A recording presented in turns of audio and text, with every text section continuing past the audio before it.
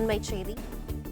பிரதமர் மோடியை தொலைபேசியில் தொடர்பு கொண்டு அமெரிக்க அதிபர் டிரம்ப் பேச்சுவார்த்தை நடத்தினார். இந்தியா அமெரிக்கா உறவை வலுப்படுத்துவது குறித்து தலைவர்கள் பேச்சுவார்த்தை நடத்தினர்.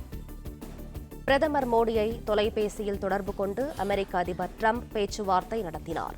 இந்தியா அமெரிக்கா உறவை வலுப்படுத்துவது குறித்து தலைவர்கள் இருவரும் பேச்சுவார்த்தை நடத்தினர். கூடுதல் விவரங்களை செய்தியாளர் நிரஞ்சன் வழங்க கேட்கலாம். நிரஞ்சன், வணக்கம். விவரங்களை சொல்லுங்க.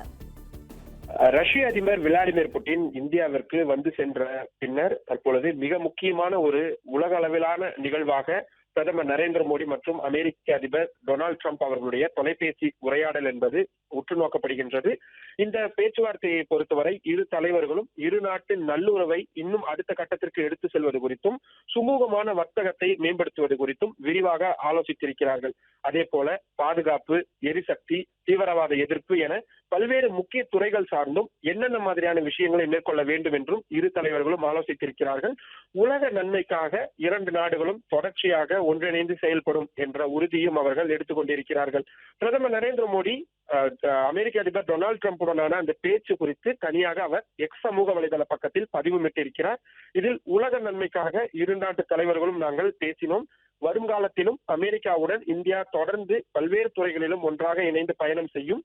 குறிப்பாக வர்த்தகம் சார்ந்த அனைத்து விஷயங்களிலும் இரு நாட்டு நல்லுறவும் இன்னும் அதிக அளவில் மேம்படும் என்ற விஷயத்தையும் அவர் கூறியிருக்கிறார். மிக முக்கியத்துவம் வாய்ந்த ஒரு உரையாடலாகத்தான் இது பார்க்கப்படுகின்றது.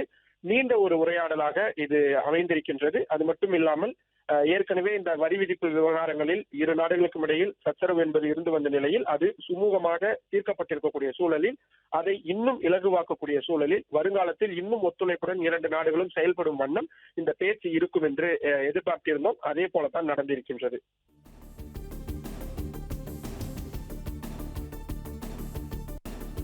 விவரங்களுக்கு நன்றி நிரஞ்சன்.